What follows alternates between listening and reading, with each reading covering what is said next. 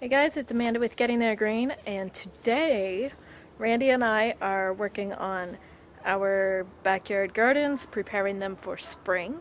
That basically means you go through, pick all the weeds, pick all the leaves, all the junk that's gathered in your gardens over the summer, the junk that you didn't clean out at the end of, over the summer? All the junk that's gathered over the winter, and whatever junk you didn't clear out before winter. Go through, clean them out, mix up your dirt, like stir it up, whatever. It's basically cleanup day. So I'm going to show you the beds, and then we'll see exactly what we're working on at the current moment.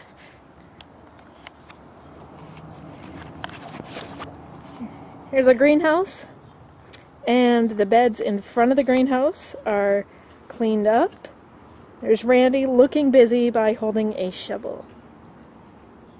Alright, it looks messy just because I have all the junk at the front door of the greenhouse to clear out. But I'm going to show you around the greenhouse.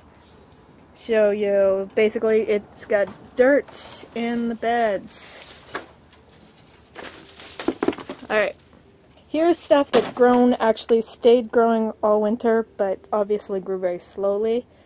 Lettuce and beets and kale and garlic. So I've cleaned out this bed, cleaned out all the beds. Here we have some broccoli that grew all winter, but obviously very slowly as well. And some peas grew. Yeah, that grew all winter. There was more, but that's all that survived. And some more beets and a few carrots. Actually, there were a lot more carrots earlier today, but I pulled them all out. I want to show you what those look like. My harvest on March 11th.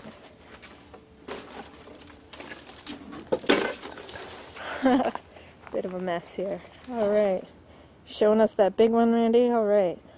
I just pulled up all these carrots today. They all grew during the winter. Small ones, big ones. Some of them have been eaten by bugs. Yeah, that grew over the winter. What else? Over here. This is our raspberries. We planted them 2 years ago, and we planted them over in this corner of this bed. But today there were shoots all over this bed. And right here we have the rhubarb starting. But Randy wants to show you this. Randy, what can you tell us about those purple stalks we're looking at there? Okay, these purple stalks were our cabbage from last year. Now, the cabbage heads themselves, we didn't end up eating them. More of an experiment, really, to see what would happen.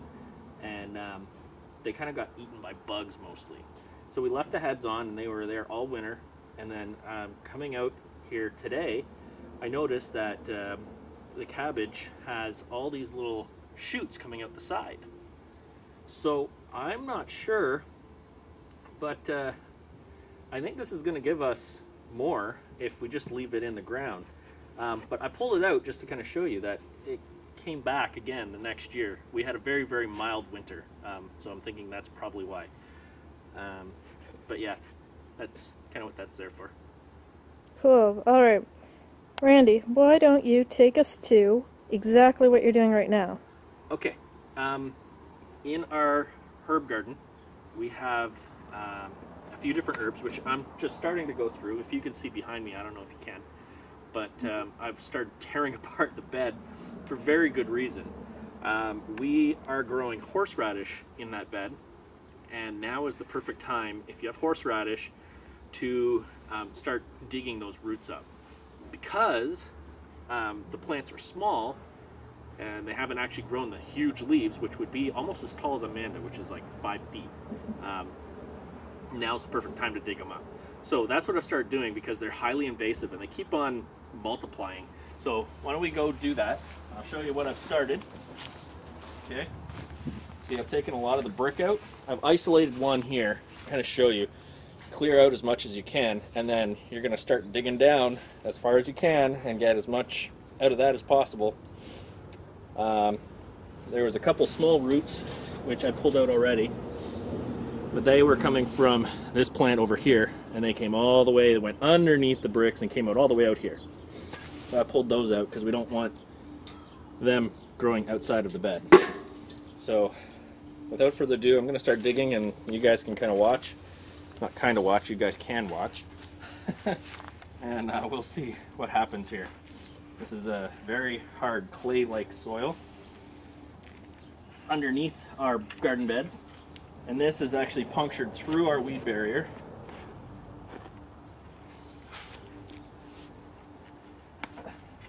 We had a video of this last year too, right? Yeah, we did.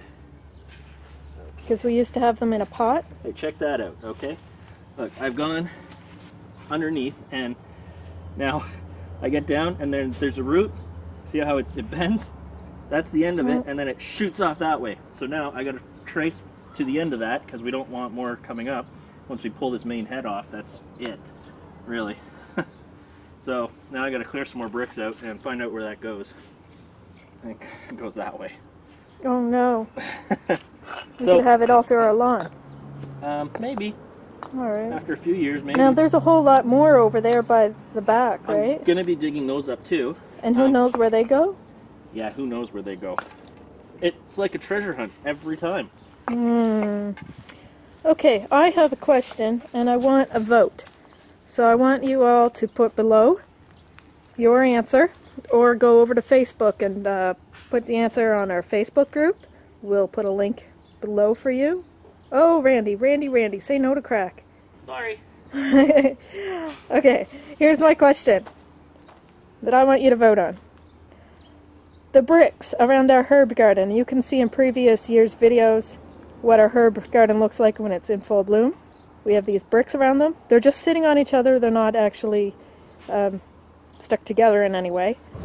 But I really like the bricks. I think they're very pretty.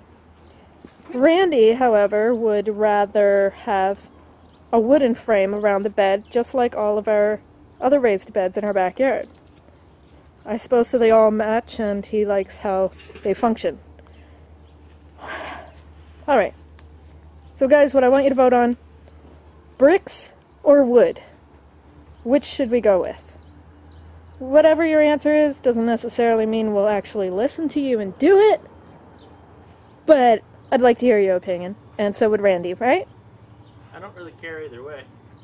There you go. Express your opinion with freedom of speech, but just like the real world, we may or may not follow your advice. After all, it's our yard. Oh. Right? Well, it is, but there is sound advice that we should be taking. We'll see. Well, you could put your reasoning below, and then maybe if you have really great reasoning, maybe we will follow your advice. Hey, you want to see the rest of this? Looks like we've got a massive hunk here. Whoa. Okay. I like hunks. Yeah, I'm right here. Okay. Try and clear this out as much as I can.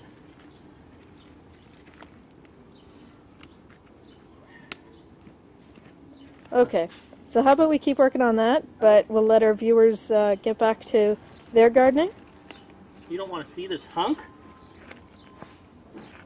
Maybe we could follow up with a photo at the end. It's huge. Weed barrier? Yeah. No more. Destroyed. That's common. Yeah, you see this? This is all one big massive cluster. Uh-huh. All that. Please don't go in the neighbor's yard. Please don't go in the neighbor's yard. Oh. I don't know.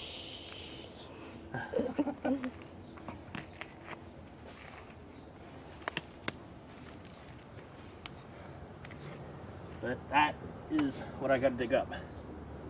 And then we'll make some horseradish? A lot of horseradish. And give it away because people like it? Yeah. Alright, we did that last year. It worked. And we have a new food processor this year. Yeah, should be a little easier. Should be easier. Alright. So I guess once I've dug this up, we'll show them what I pull up. Okay. Okay, Randy, show us what you've done now. I dig. You dug. Okay. Yeah. So there was one here. We had all these bricks taken away. There's one here. There's a cluster over here. So I thinned it out to only be this little cluster right here. It's not really that little because that's the original. We only started with one. There's 4 there. So that's going to split again next year, and we'll have more next year. So that's what I got out of the garden. It's a lot of horseradish. Oh yeah. So we got some work ahead of us for that one. Yeah, you remember how to make it, right? Oh yeah. Alright. Mosquitoes are out. You're being bit. Mosquitoes are out. It's only March. I know. That's Alright. silly. Okay. Okay, back to gardening. But there's more. Okay. We took all of the lemon balm out Okay. because we're replacing it with something new. Don't want to tell you what it is yet because it's a surprise. Okay. But we didn't kill it all, right? No, we put some in a pot. So lemon balm will grow in a pot this year. Yep. That's a pretty pot. It is. Yeah. Alright. Okay. Here's our carrots for supper. Woohoo! Yeah. We still have half of the herb garden bed to do. Yeah. Lots of work. It's not that bad. But the herb garden's the hardest part. Because you're working around plants that are still good. Yeah. Yeah. And we got these pots that over the winter And they broke down. Yeah. broke down. But what do you do with the broken clay pots? Well, you could take this and put it in the bottom of other pots and create drainage and whatever. Just break them up and use them to make drainage stuff. Yeah, so if this happens to your pots or any clay ornaments or whatever that you have in your garden, don't worry about it. Just break it up a little smaller. Well, probably about that size right there. Mm-hmm. The smaller ones, these ones. And just put it in the bottom of another pot and you're good to go. All right. Good stuff. Say goodbye, Randy. Goodbye, Randy. Hey, Randy, quickly tell us what you're doing with this mess. This mess is that horseradish root that we were getting out of the garden the other day. And a lot more than the first harvest, that's for sure. Holy moly. This is, we only had 2 jars last time. 3, I think, 2.5. And we've got 3 full already. And I'm going on the 4th. And I still have all this still to go. So you're going to be giving some away? Yeah. This is way too much horseradish for just me. So, yeah. Note to anyone else who wants to grow horseradish. Horseradish makes a great gift for older people who their taste buds are going. This gives a little zip. Oh. Nice. And if you got a cold, just open one of these jars and take a sniff. Yeah. Clear you right up. Promise.